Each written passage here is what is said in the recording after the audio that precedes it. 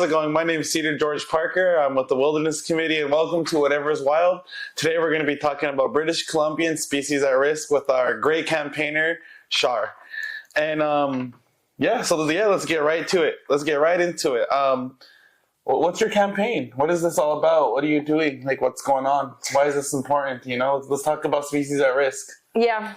Okay. So this campaign started decades ago, long before my time.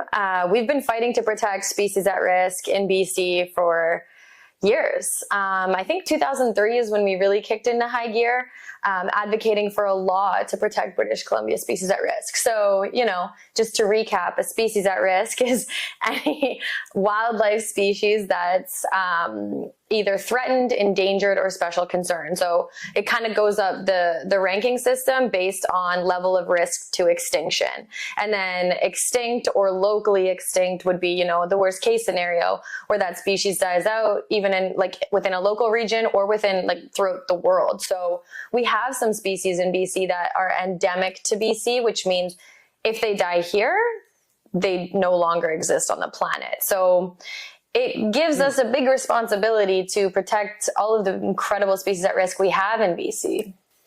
Okay, and how many species at risk are there, or what's going on with the numbers? I mean, it keeps growing, which is devastating. But right now, we think it's around. I mean, it's always difficult to know. It's always a guess, but it's around 1,900 species and subspecies that are at risk of extinction. Whoa. Yeah. So, what would be like the first thing I think about is like what would be like not a keystone species, but what species at risk that a lot of people know here in BC? You know what I mean? Mm-hmm. Something that everybody can remember. So maybe like when I say spotted owl, I think perhaps that would ring a bell to many people, just because they've been in the news lately. There's literally potentially one that we know of, wild spotted owl left in BC. So that's devastating. That's probably the most at-risk species in Canada, actually.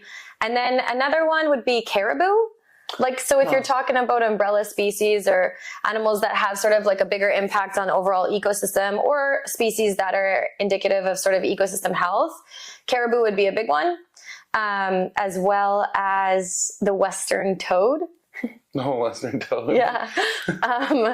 Amphibians are cool because they definitely are an indication of ecosystem health. So if their populations start to decline, it definitely gives you a heads up that something in the ecosystem isn't right. Yeah, and so I'm wondering, is just like because this is really important, and I feel like this is something that's not talked about as much. You know, everyone's focused on everyone knows about oil and gas, Exxon. But if you don't mind me asking, what got you into this work? Like what really drew you? You know, like let's get a little personal. Shoot. I always get asked this question, and there wasn't like one huge moment in my life. I think this was, I don't know, I like to say it, I've always felt this way. I've always had like a deep compassion and like empathy for species, like for wildlife. Like if they were suffering, I would feel it in my body. I used to grow up, still growing up. I grew up next to a pond full of frogs. And so I'd fall asleep to the sound of frogs every night, which was like one of the most incredible things that any child could be gifted in this world. And then one day I remember it just stopped because they drained the ponds, and they were putting in like some monocrop. So that hit really hard. I think little things like that just over time stacked up, and the deep love I have for wildlife was always real. But as I, learned more, I realized you can't save wildlife, or you can't help end their suffering unless you protect them. And how do you protect them? You protect their habitat. Everyone needs a home, and yeah. No, that's super true. And it's like, that's why I like to like get personal with this, because it's just like, yeah, there's some things out there we don't know about these animals that are just really suffering, right? And like they really need our help. Totally. Right? And what and I'm just guessing the same with a lot of the world problems. I'm sure that why some of them are going extinct is because of us, humans, or resource extraction, or any type of industrialization. And so What are some key things that are really, like, you talked about caribou, you talked about the owl, like what are some things that are directly affecting them? Like I don't want to say what's their enemy, but no, totally. Like what's really their enemy? Yeah. what's destroying their habitat and their life? Yeah. So, I mean, there are 5 drivers of decline in species. Okay. And so we do know them. And the first 2 are human cause. So it's direct exploitation of species. And then, sorry, that's the second one. And then the first one is changes in land and sea use. So when I say changes, it's like you're taking a forest and you're creating a tree plantation, or you're taking a forest and you're putting a mall over it, or, you're taking like an estuary and you're putting a parking lot on it. So that's direct changes to use, like the land. So direct habitat loss. That's the number one thing. And that's caused by oil and gas, logging, like even urban development, things like that, urban sprawl. So all of those are included in that category. And then the second one is overexploitation. So overfishing of the seas, overharvesting, things like that. And then as you go on the list, you hit invasive species and then also climate change. And so those ones are a little bit less easier to control. But I find hope in this list of devastation because the first 2 are things that we have direct control over, meaning we could change it tomorrow if we wanted to. And the first 2 are the habitat loss? Yeah, so habitat loss is number 1, driven by things like oil and gas, logging, industrial extraction, and urban development. Mining, I'm sure. Mining, mining 100%. And then number 2 is overexploitation of like actually just like direct killing of species for consumption or whatever purpose. So overfishing is a big one with that. And like with this is just like, I know that you work, I know that you do like a lot of policy, right? Char does a lot of policy. He's known for that around the office. Huh? I'm called Policy Kid. We call it Policy Char. So with that is like, what is the government doing? Before we get into what you're doing, which is like probably morally better.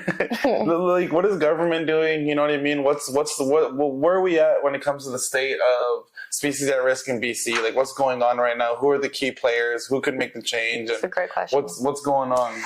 I know that you were talking about doing some more policy work and that the government is trying to do something. You want to get into that? Yeah, I have 2 answers to this. Okay, cool. Yeah, let's get into it. Okay, so my first answer is the status quo, what it is right now. So, and then my second answer is what it could be, like what the government has been sort of like pointing towards.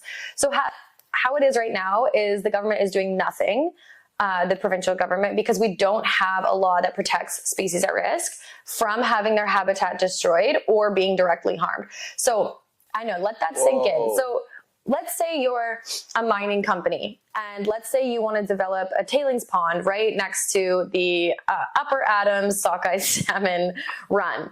And it also happens to overlap with caribou calving grounds. Now, let's say a person working for this mining company was in a helicopter and saw caribou calves and a caribou herd hanging out right where they wanted to put their tailings pond. Not only are they, required to survey for species at risk, but even if they do survey for species at risk, they don't have to report those findings to the province. And what I just described is not a hypothetical. That literally happened. It was in a mine that we went to investigate, and we got talking to one of the workers who worked there. And he actually let us know that caribou had been all around there.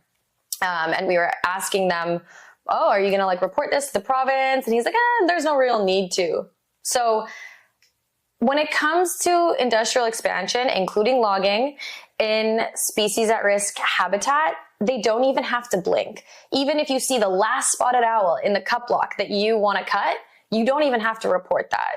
And you don't even have to make a plan to mitigate the impacts or perhaps avoid that area. Whoa, so when it comes to species crazy. At risk on provincial land, the BC government is totally flubbing. Dropping the ball. I do have to put an asterisk. We do have the Federal Species at Risk Act, but it only automatically applies to federal land. And federal land makes up only 6%, whereas non-federal land is 94% of the land base in BC. So on 94% of the land base in BC, if you're a terrestrial species at risk, you have no automatic habitat protection or protection from being killed or having your habitat destroyed. Wow, honestly, that's crazy. That's just like, I don't know. I was like, well, I got to disassociate for a second. Yeah. But no, that's honestly really hurtful to hear that. Like, that's just crazy, you know, that they're not doing anything. I know. And especially in such a big land base as BC, because like BC is bigger than California, Oregon, and Washington put together. The whole west coast of the United States. Yeah, that's like land-wise, all together bigger. Wild to think about. And it's just like it has all that land, just like no one there to protect them. And it's like, so what are some things like? Oh man, I can go into what they're doing or what they. Yeah, sure. Yeah. Are they doing anything about it, or is there stuff where? There's things that could be happening. There is what we call a policy window. So the BC government has committed to the Old Growth Strategic Review. Within the Old Growth... And what is that? So that was basically the BC government's promised paradigm shift for logging within British Columbia, because we are logging the last of our remaining old growth. You can't just make new old growth. This is like globally important like trees of global significance. And also a ton of species that are dependent on old forests. They co-evolved with these old trees. So when they go, the species go. Like marbled murrelet. Yeah. So this came out, Fairy Creek had a big impact on driving policy change in BC. It made the government wake up from this industry trance they're in, and it made them promise this paradigm shift. Now they promise this paradigm shift. Whether they do it or not is still a question. We will see if they follow through. But within it, they promise to do to prioritize ecosystem health and biodiversity across all resource sectors. So that basically means that with any sector, whether it's oil and gas, logging, mining, the priority is protecting ecosystem health and biodiversity. Biodiversity's kind of become a buzzword, but what biodiversity is, it's the number of species and then the number of individuals within each species, and then genetics, and then ecosystems as well. So there's varying like ways you can measure biodiversity, but essentially the more diverse an ecosystem is, with the higher number of species, with high levels of individuals within each species, the like higher the biodiversity, the healthier an ecosystem, everything like that. So to boost biodiversity, you want to protect your species at risk, and you want to protect the populations of individuals within each species. So they committed to prioritizing ecosystem health and biodiversity across all sectors through legislation. So that's the key word, is legislation. So when we saw that, we were like, okay, we see our path. We see our path towards a law that protects, finally, species at risk. And that is what we're pushing for. And like, because I know that they're probably, government's most likely they're going to do a pushback. So maybe we can talk about like, what would that look like to you? You know what I mean? When species are protected, and maybe restoration too, it sounds like, 'cause I know sometimes we can talk about, some species are so at risk. Like, for example, in my territory, our salmon were in the thousands, right? From one of our rivers, and we brought it up to over 1 million, right? Just from restoration. And so what would that look like to you? Like, what would the dream be of species, protecting our species, or even restoration of the land, or what does that look like? Or and then after that, maybe we can get into, what are you doing right now? Let me talk about some of the solutions. Okay. I think it's really exciting to think about how we can envision a better way. And it's not, in my mind, it's not just a law that is single tracked and just focuses on one thing, but it focuses on like the bigger issue, or like the underlying issues, or the underlying resistance to solutions. And so I think if you're going to talk about a species at risk law and a law to boost ecosystem health, we have to talk about equity for workers and equity for communities, because historical ways of doing things, we would enforce a law and then industry continues to profit and usually communities suffer. When you think about the reason why, like right now, industries and corporations are getting so powerful that they're squeezing money from the land and from people. And if we don't start talking about addressing the people issue, we're going to continue to have, industry pit environmentalists against communities and workers. So there's a law in Costa Rica, and it's about protecting biodiversity. They've done an incredible job with it, but it builds in equity for the community. So basically it means, so the industrial extraction that does happen, like nearby communities, profits from that go directly to a fund that helps those communities transition into other things like greenhouses or mushroom harvesting or, you know, other social services that help the community diversify versus all of those profits getting funneled out of the land, funneled out of the people's like through job exploitation and then, you know, transferred to shareholders far and wide. That's how the current model is, right? Like we extract so much money from the land, from communities, and barely any of that stays in the land and the communities. It all goes out of province usually. And so it's coming up with a better model that says enough of that, the profits that you do make from industrial extraction have to stay local. You need to prioritize long-term jobs. You need to prioritize ecosystem health. And they need to be, you know, if local communities are employed in these operations, there's already a filter of protecting your land, protecting your watersheds, protecting your forests because they live in the places. So when you have the people that live in the places doing the decision making, it adds in a layer of filter of protection versus like some CEO in Florida making a decision about a forest they've never stepped foot in. So that's the equity piece. And I love starting it with that because it's addressing some of the root causes of resistance. If we do this right, this law can increase employment protection, increase wages, increase the health of ecosystems, decrease the level of extraction because we don't have to extract anymore because more of the profits are being kept local, right? So that aside, and this is a very long answer. Oh no, we love that. We want to hear all of it straight up. The second part would be, you know, a law that has the authority to say no to an industrial project that does not fit with environmental or species at risk protection standards. So if you want to make a mine over top of caribou calving ground and there's no way you can avoid harming them, you just can't do it. It's going to be a no. Corporations need to get used to, or not used to, but like start caring. Yeah. And it comes from starting to say no. Right now it's always a yes. And so as soon as we start to say, no, our standards are better now, then all of a sudden the projects that are even going to start being proposed are just going to be at a higher standard. So we're kind of putting the onus on the company to present better projects in the first place. And then we'll stop saying no all the time. Do your due diligence and look for those species at risk first. Tell us how you're going to avoid harming them and then bring your project proposal to us. Yeah. So that's my vision. No, all of that sounds great. So right now it just sounds like kind of like what I'm hearing is that government is giving industry kind of like a free for all, man. Yeah. There's just like a big like industry party, like heck yeah, let's all come here and get high off of the money, and high off of taking from the land. And they're so strategic too, like. So if they know protection might be coming for a habitat area, they'll prioritize the logging and extraction in that area before the public can take action, before the government has a chance to make a decision. So this happened with marble murrelet. Like folks in Fairy Creek got a hold of us saying they saw marble murrelets flying in. That's an endangered seabird.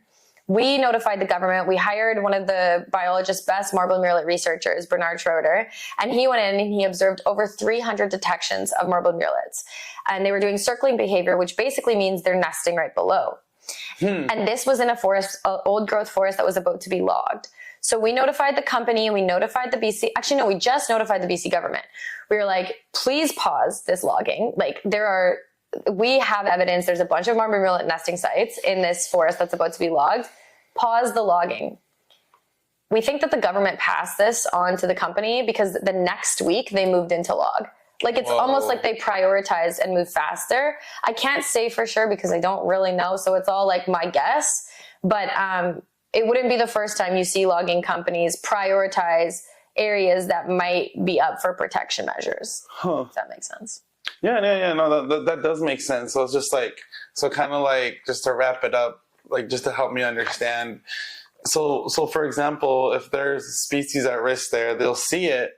And this is just like, you know, they'll see it and then they'll double time whatever extraction they're trying to do. So before the public or anybody sees it, or I didn't want to say snitch, but somebody who cares, you know, honestly, but somebody who cares, you know what I mean, about these species, right? To make sure that they have a future. And it's like, that's just really sad that they'll just say, oh no, you know, they see this and it's like, it almost sounds like they're not in the right mind.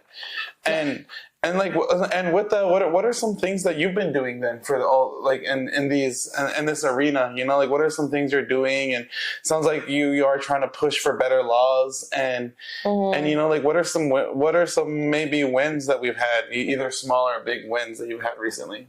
Yeah. One of the ways that I like to advocate for species is to actually like go out on the lands into their habitat and investigate what's happening out there. Like I like to have boots on the ground and I like to have eyes in the forest because if we can tell the story, it makes people care. It's hard to sit in an office like right now and talk about biodiversity loss. Like sometimes it's hard to connect with people through that, but I found success in actually going out and like being in the forest, being in the habitat, doing investigations into logging or mining or oil and gas, and then telling that story. And people really seem to hold on to the stories of individual species. So an example of this would be Argonaut Creek, when we found that they were about to start logging this intact mountain face, one of the last in the areas north of Revelstoke. They wanted to add like 14 cup blocks going all the way down into the area. It's very important core critical habitat for the North Columbia caribou herd, one of the southernmost herds with a big chance at survival still. And less than 2 kilometers away from where they wanted to log, they were doing active restoration to help protect that same herd with one of the active restoration. So, you know, they're closing off logging roads, they're mounding in order to they're falling trees in order to block wolf access. So they were doing restoration to help protect that same caribou herd less than 2 kilometers away where they wanted to put in 14 cup blocks. Yeah, and how big is a cup block? Oh my gosh! How big are these? You said 14. How big was it? I think we did at one point however many football fields. I forget because it was a while ago, but I think it might have been the size of 300 football fields in total. It was a big area that would have been logged. But we got the local news up there. We got, you know, local news, global news came. They all reported on it. The community of Revelstoke were up in arms about it. They love this caribou herd. They don't want to see this happen to this herd. And we called out the government's, you know, irony in their greenwashing. They're saying, oh, we're protecting caribou or we're restoring caribou habitat. But it's not genuine because 2 kilometers beside that, they're like logging way more than they could ever restore. So we ended up stopping that logging. That's my favorite type of campaign, is one that like you go out on the ground, it's community driven. We met folks from Revelstoke that cared about the herd. They met us up there on the ground. We interviewed them. We did a story. We pressured the regional decision makers. They felt that pressure and they held off. Like things can change if you ignite the right, if you kind of, because communities really care. It's just, there's so much happening all the time. If you can kind of just help provide an avenue to create the change, things can take off and we can get things done together. Yeah, talking about change, it's just like, you know what I mean? Like one thing I always think about is like when people are watching this, is like, what's one thing they can really take away from this, right? Like what's one little piece of information? Like, I always want to like encourage our viewers to, share what you learned, right? Share what you learned watching this. And even if it's just like one thing that you really remember and just tell people around you, say it, you know, say it, you know, continue like we're playing the phone call game as a kid, like whisper in the ear of people, you know? And so it's like, what is that one thing or maybe something that you can like highlight of what you're talking about this and maybe a solution or whatever comes to your mind, you know? Yeah. So we're in like a really exciting time right now because the government is deciding on a law. So I would say now more than ever, if you haven't been a part of the movement to get species at risk legislation, jump on board because some good things are coming and we legitimately have a chance to make real change. So if you follow Wilderness Committee, we'll give you updates. The government will release their draft Biodiversity and Ecosystem Health Framework, their final framework. And then from this, in year 2025, we are going to be pushing hard for a law, and we want to see a law by 2025. And there will be a number of different times where we're going to call on you to help that. And if the government hears us loud enough, just like they did after Fairy Creek with all of the protests on old growth, if they hear us loud enough on species at risk, we will get a law, and I believe that. So if y'all can help us get there, that'd be much appreciated. But like, you know, thousands and thousands and hundreds of thousands of people have already helped us get to where we are. And so we're at that final stretch, I feel like, and we got to keep pushing. Heck yeah, man, we do. Yeah, sounds like, I mean, we need one, man. I know. Like, it's so crazy because it's like, I mean, it really does, like I've heard people call BC literally the Wild West, and yes, the West. It's like because of the freedom of resource extraction they have here and how that affects the health and safety of people and biodiversity, you know. And so it's just like, with that, I knew some of this stuff, but talking to you right now is just like blowing my mind. I don't really know what to say. I know, it's sad. It's tripping me out. I know. But hey, we can always change. Yeah, we can change. Yeah, so what would be the best case scenario with the law in BC? Like honestly, like what would be a good dream for all of this? What would be the dream goal, you know? Yeah, I think about this a lot. One of the things we also need is legal pluralism, which basically means that First Nation law can be upheld within our court system and our colonial law system. So as it currently stands, the laws that we have throughout this country and BC are colonial. They enforce a lot. Like even the Federal Species at Risk Act does not hold industry to the same standard that they hold First Nation community reserve lands to. So that's very authoritative. Like it comes in and it basically, if there's a species at risk there, it like takes over management on reserve land. Like that's not okay. That's a very colonial system. And so when we go forward and make new laws, we need to make sure that they're done in a way that is co-developed with First Nation communities and upholds legal pluralism and upholds Indigenous sovereignty and decision-making authority over what happens to their territories. So all of that can be built into this new law, and I find a lot of hope in that new direction. So yeah, you know, like thinking about all this stuff, there's a lot of work that you're doing, honestly, and it's really beautiful work at that. And so, like, I guess what I want to know too, and I always like hearing what people do, you know what I mean, to get through these hard times. And so what would be interesting to know is like, what gives you hope moving forward through all this? Yeah, well, I think hope is an interesting one. I've had hope before, but I think it's more just not letting the heaviness and the weight of everything that's happening take away like your moment to moment gratitude for what we do have, and for, you know, the flowers that bud in the spring and the bees you see that emerge, and, you know, just moments at the ocean, in the river, whatever you're doing when you're outside, to just really soak that in and just be thankful for it. And I think that enough gives me what I need to keep going.